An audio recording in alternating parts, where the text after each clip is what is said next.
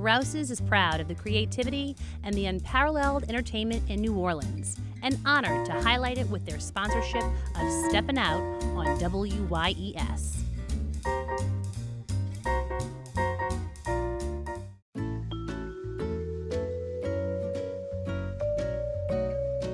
Steppin Out is made possible in part by Susie and Pierre G. Villery. With a lifetime of passion for public television, we're pleased to help underwrite Steppin Out. Please join us in supporting WYES TV.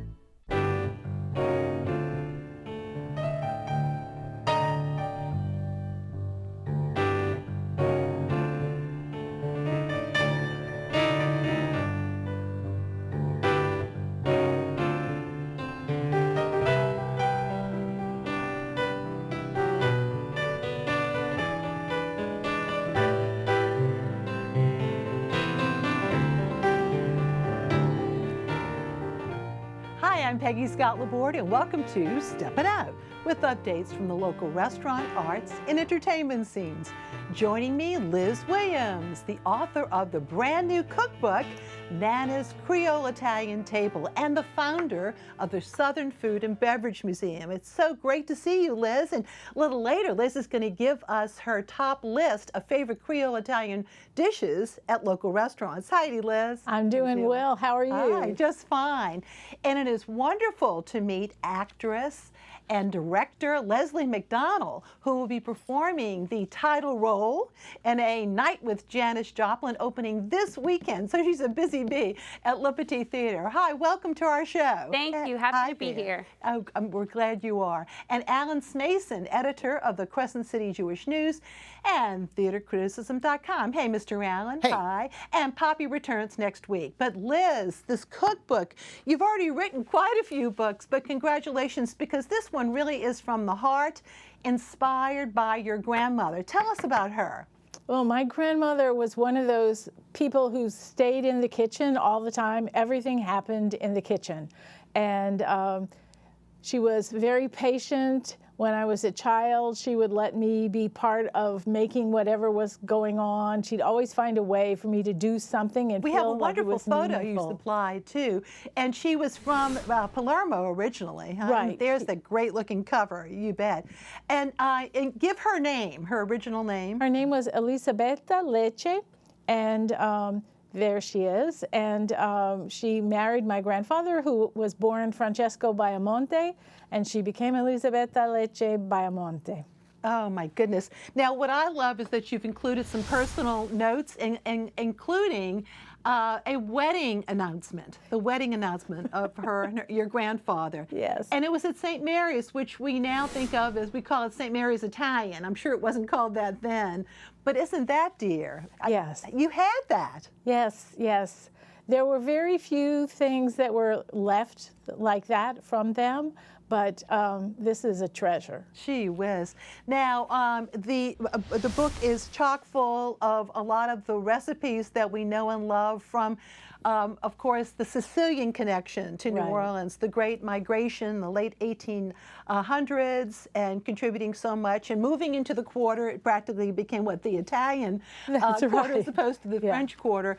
But seeing some of these dishes like campanata, oh my goodness, you know, and the olive salad, and I love those photos too. There's the campanata, and that is, of course, eggplant, isn't it? That's right. Eggplant, tomatoes, celery, onions, olives, just all kinds of wonderful things that were grown in Sicily and which are available here. So it was a really easy transition. And the olive salad, man, oh man, making your own. So it's not too hard to make? No, it's really not. You don't have to cook anything. All you have to do is chop, and you can use a food processor or whatever you want. So it's really easy. And this dish, I have to tell you, you don't see that. It's, what is it, like a rice cake, if you will? It's a rice fritter. Fritter. And you fry it, but inside there's a little treasure. The traditional treasure is a little piece of cheese inside, but Other places now have dressed it up. Of course, in America, with the land of plenty, there were so many new things that you could add to your arancini. Well, you know, thanks to your cookbook, I did not realize that arancini is the word for orange. Yes. You know, because it does look orange, doesn't it? Right. And it was the size of a little orange.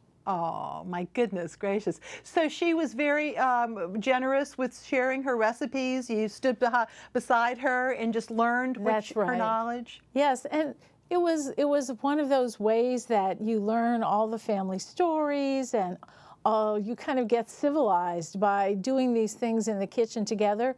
It's not just being together, you're physically doing things together, and that really gives you another level of intimacy. It's great. Well, congratulations. We're going to come back to you in a few minutes and talk about the Southern Food and Beverage Museum and more. But now over to Leslie. And Leslie, my goodness, and who are you? I think it's very clear. You are Janice, baby. I'm Janice, baby. Oh, you are. Well, tell us about the show. Now, originally in 2014-15, it was on Broadway. Right. And it's had many iterations. How did you come to be a part of it? So I got to become a part of it when they did an Austin production in 2020. We actually closed on March 8th, so just in time to finish out that show of 2020. And very lucky that they've asked me to join again on the next iteration here in New Orleans. Well, you know, some folks may not realize that not only is it an evening with Janice Joplin, but also some of the women who inspired Janice. Exactly. These four amazing actresses play all of Janice's biggest musical influences and bring down the house as Etta James, Aretha, Odetta, Nina Simone. It's a really, really incredible way to tell the story. Wow. So in terms of the premise itself, is it that like you're performing at a concert, or is it kind of a backstory as well? Explain it's as if you're at a Janice concert. Okay. But as our choreographer, Patty Wilcox, says, this is a theatrical experience, because it's not just like going to a concert. There's projections and different elements of storytelling that are Broadway caliber that we bring to elevate it into a theatrical experience. Rather than calling it a musical, doesn't quite feel right, because it is such a rock show. So yeah, we'll call it a theatrical experience. Well, I know you probably have to really be careful about your voice, because if this is raw, I'm sure it can get raw too. Yeah, you know, though you're singing from a different place than you would in a normal musical, for instance. So it's less of the really detailed warm-ups and more of just like sleep and water and making sure that you're singing from that deep emotional place and not from right here. Save it. Tell us a little bit about you. About me? Okay, well, I'm actually a Texas girl myself. Grew up in Dallas and have lived in New York City most of my adult life and done the whole Broadway thing and gotten to be in a lot of fun pop rock shows on Broadway and around the country. And I just love to sing. Janice has always been one of my idols, and probably I would say this is my favorite role I've gotten to play so far in life. So. Well, I would think that we would be extra thrilled, because I know that the show has tried to open at least, 2 times, but because of COVID, Le Petit, we've all been so eager for your coming. You know? Listen, every singer, you can ask any of us, we have been counting down the days to be back here on stage, so yes, not lost on me. Yes, absolutely. So here we go. Look at Natalie Randall. My She's goodness, amazing. Aretha Franklin, and I know we've got Etta James someone performing Etta James. Look at that, Tawny Dolly. Tawny. Wow, just really gorgeous. And opening this weekend, huh? We open on Friday. Get your tickets. Absolutely. And when we come back to you shortly, we are so thrilled that you're going to sing a song for us. Thank you very much. Thank you. And moving over to Alan with our theater overview. Well, you know, the late Ira Levin was noted as a great novelist, but his biggest hit on Broadway was Death Trap, which references itself in the work, but of course was a success on Broadway for nearly 4 years. Death Trap is directed by Janet Shea. She directs a very capable cast in Death Trap, currently playing at the Teatro Ouigo Theater. David Haydell Jr. there on the right plays Mr. Sidney Brule, a successful writer who's having writer's block. And of course, there's another shot there with Reagan Lincoln, who plays his wife. And they're you'll see also Marcus Blackwell playing Clifford Anderson, who's an ex-student of his who sends him an unsolicited play, if you will, a manuscript, only one copy of which he retains and one copy he sends to Brule.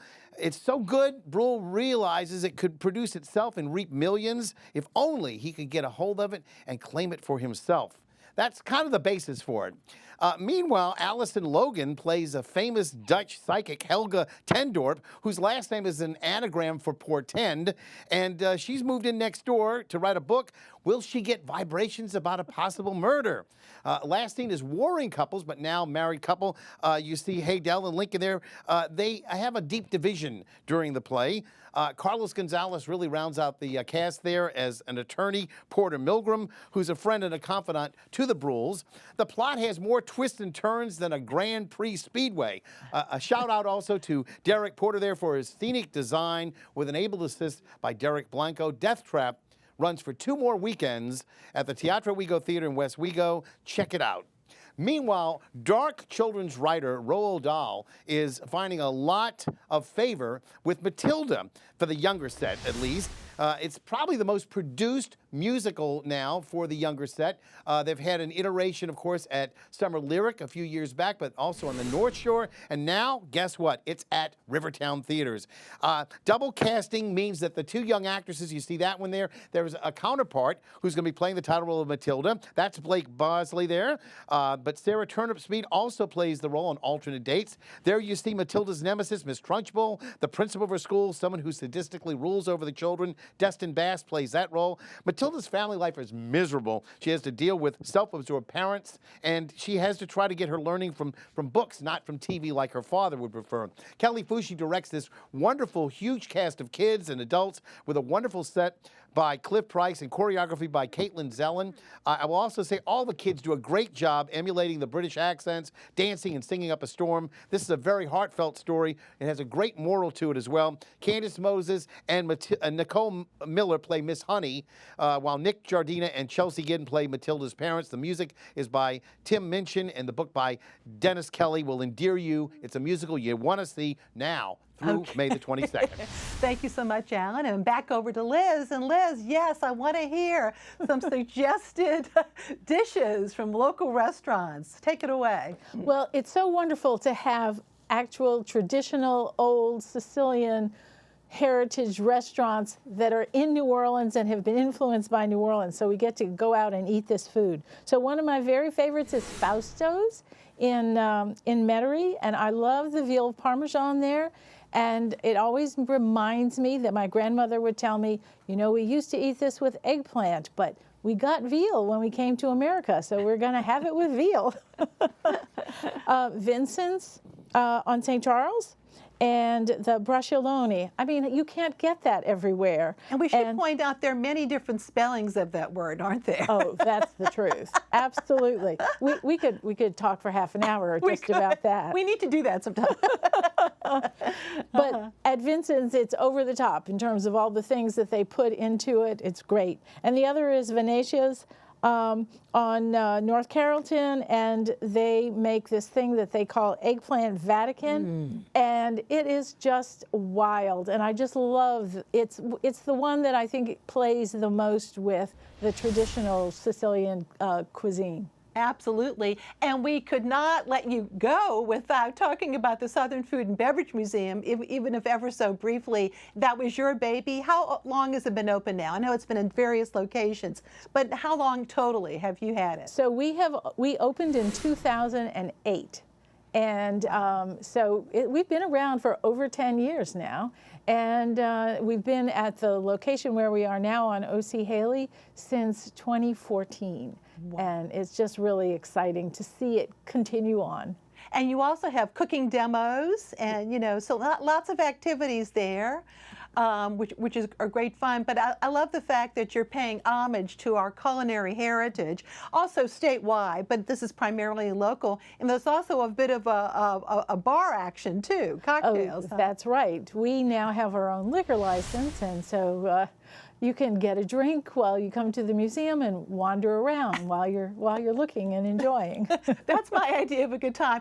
Who else would have an homage to Popeyes? That's right, that's right. But you know, this is the home of Popeyes, and so it deserves to be there. Absolutely. Well, once again, congratulations. And so a reminder, it's at the corner of Martin Luther King, formerly Melpomene way back when, and OCH, Aretha Castle Haley, and it's about 3 blocks off the St. Charles Avenue. That's right. Huh? That's right. You can get off at Melpomene on St. Charles and just walk down Martin Luther King, and you just hit us in 3 blocks. Great. Congratulations, Liz. And moving over to Janice Joplin, we're going to hear in the show, you'll get to hear Bobby McGee, but tonight we get to hear Leslie McDonel as Janice with Mercedes-Benz. Take it away. Oh Lord, won't you buy me a Mercedes-Benz? My friends all drive Porsches, I must make amends. Worked hard all my lifetime, no help from my friends. So, oh Lord, won't you buy me a Mercedes-Benz? Oh Lord, won't you buy me a night on the town? I'm counting on you, Lord, please don't let me down. Prove that you love me and buy the next round. Oh Lord, won't you buy me a night on the town? Everybody, oh Lord, won't you buy me a Mercedes-Benz? My friends all drive Porsches, I must make amends. Worked hard all my lifetime with no help from my friends. So, oh Lord, won't you buy me a Mercedes-Benz? Whoa! Thank you, Leslie. Once again, this weekend, so exciting at Le Petit Theatre. They'll be rocking. And we'll say goodbye to Leslie a little bit later, but thank you very much. And moving over to Alan, and we're celebrating many anniversaries this year, but one of them is the 75th anniversary of Streetcar at the historic New Orleans collection. They're doing it big, huh? Correct. It's 75 years, so what better way to celebrate it than to partner with the Tennessee Williams Theater Company? They're presenting the 6 Blanches at the Royal Street location for the historic New Orleans collection. Immersive theater is alive and well there, so check it out. The Tennessee Williams Theater Company is working with several actresses to provide a theatrical experience designed to highlight Streetcar. Each of the 6 actresses will be playing Blanche Dubois, but from various aspects of their personality. They'll be portraying different things such as grief and panic, desire, magic, tenderness, and fantasy. Each one of the different times starts at 6 o'clock to 6:30, 6:30 to 7, and on each half hour until 8:30 p.m. So you can check out that. Tickets are only $15. I hope to review the show in time for next week. And by the way, Peggy, speaking of some other things coming up, the Louisiana Philharmonic Orchestra is joining forces with the New Orleans Ballet Theater and Gregory Schrammel for their production of American Ballet Theater's Don Quixote. This is the first time the American Ballet Theater has been in New Orleans for nearly 50 years. So those of you who are ballet fans, it'll be at the Mahalia Jackson Theater for the Performing Arts coming up. And Peggy, something free on the horizon. There may be some of you out there who may not have seen Antigone or any of the other Greek tragedies associated with Oedipus, but the Classical Theater of Harlem is streaming their performances of Antigone. You can see it for free by following the link right there. The follow-up to Oedipus Rex and Oedipus at Colonus is the one in which the Greek prince kills his father, carries on a relationship with his mother, and then this little ditty is the 3rd part of the trilogy in which his 2 sons battle with one another. Ought to be fun. Absolutely. You know, Alan, I just wanted to back up to the Blanches, the 6 Blanches, because it's going to be very unique. First of all, when I hear the word immersive, sometimes I get scared, okay? Because, you know, sometimes the actors will go out into the audience, or you're part of the audience, and so are they. Anyway, there'll be no touching, okay? No. And that's one thing that is sort of pointed out about in the press material. The other thing is that each actress, it's a half-hour performance, and so what you're doing is you're buying a ticket, so you might for each performance on the half hour, and so you could go and see maybe up to 2 or 3. I doubt that anyone would have the time to go to see all 6. I think what they're doing is they're designed to just keep doing the same things over and over again. So in other words, they may have a minute and a half to 2 minutes, they'll do it. So you can actually see several Blanches in one half-hour setting. That's the way it's designed. And you can go and see the incredible exhibit where there's Vivian Lee's Academy Award and all kinds of amazing notes, a notebook with Elia Kazan's notes about the making of Streetcar, but it's something really unique. And God bless that Tennessee Williams Theater Company, you know, for doing that too. Augustin Carrero, Nick Shacklefor, the 2 co-artistic directors, doing a great job of keeping Tennessee Williams alive and well. And once again, at 520 Royal, formerly the home of WDSU and now the magnificent Historic New Orleans Collection site. Yes, check it out. Thank you, Alan. And before we move on to our picks of the week, we wanted to look back at 2 very memorable performances in the Economy Hall tent last weekend at the Jazz Fest. First up, 89-year-old Charlie Gabriel with the standard "I'm Confessing That I Love You" and a bit of Bourbon Street Parade by the Young Tuxedo Brass Band led by Greg Stafford. I'm afraid someday you'll leave me, say that we still be friends. If you go, you know you bring me home. All my life on you depend. Am I guessing that you love me? I dream of you, dear, in vain. I'm confessing that I love you over again.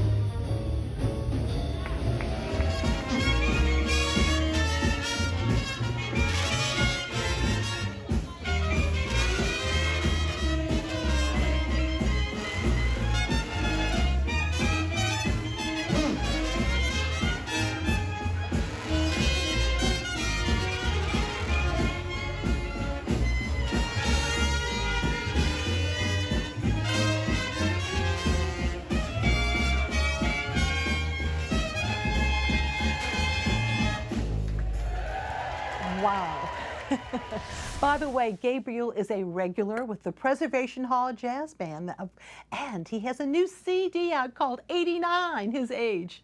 The Young Tuxedo Brass Band plays, of course, with 9 to 11 members, and it is one of the last of the old-time, truly traditional brass bands. Also often playing with them is Dr. Michael White. Now our picks. Liz. So I'm talking to you tonight about May 28th and our Makers Market at the Southern Food and Beverage Museum.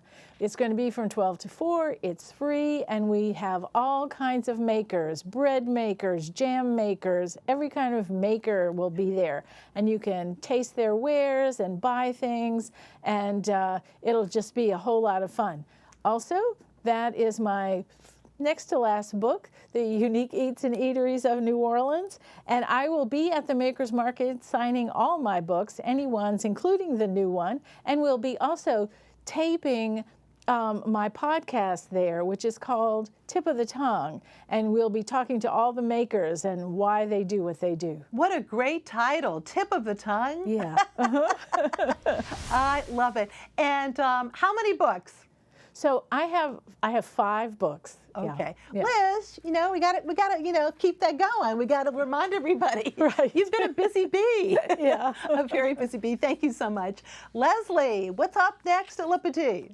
Well, I got to give Le Petit some love. I love being there. I'm glad they're back to making live theater in New Orleans.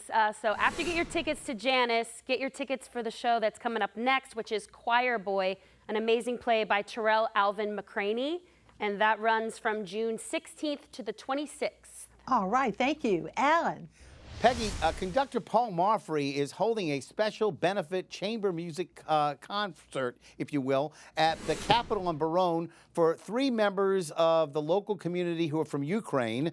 6 highly regarded musicians who are members of the LPO and other organizations are providing the music for donors at the Capitol in Barone. You can go by clicking on the Fund Me link right there, and I'll see you at the theater. Thank you so much, Alan. And my picks, Louisiana Philharmonic Orchestra bassoonist Michael Matushik will be performing a free musical storytime session of Maurice Sendak's Where the Wild Things Are. Now, it's Saturday morning at 10 a.m. It's at the Pop Bandstand, and that is right between the Peristyle and actually Cafe Du Monde in City Park. But what a wonderful opportunity, free. Poppy and Colette Mandina will be signing their new cookbook, Tony Mandina's Kitchen. That's on Tuesday at 6:30 at the Hubbell Library. That's a precious library in Algiers Point. And Poppy tells me meatballs will be served on Sunday from 4 to 7 p.m. at Cabrini Park in the Quarter. The New Leviathan Oriental Foxtrot Orchestra will play a free concert. This was usually scheduled on Mother's Day, but of course, wisely, they pushed it back a week due to Jazz Fest. And the orchestra's been playing that concert, the Mother's Day concert, for over 20 years. Looking ahead, the Harlem Quartet and members of Lyrica Baroque will perform next Friday at the UNO Performing Arts Center. Go to eventbrite.com for ticket information. And finally, the Hancock County Historical Society is sponsoring a What Floats Your Cardboard boat race. They've got 20 of them so far. That's Saturday a week, May 21st from 9 to noon at the Bay St. Louis Municipal Beachfront. It's part of a pirate weekend, the Seahorse and Pirates, along with an arts market later that afternoon on that Saturday. And we thank you all so very much. Thank you very much for watching, and thank you, my pals. Good night.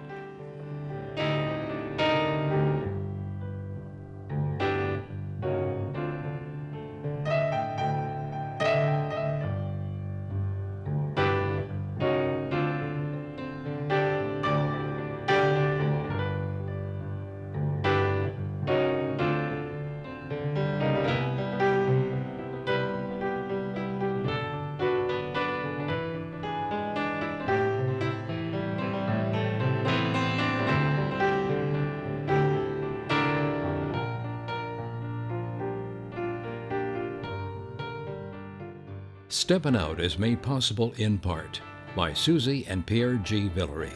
With a lifetime of passion for public television, we're pleased to help underwrite Steppin Out. Please join us in supporting WYES TV.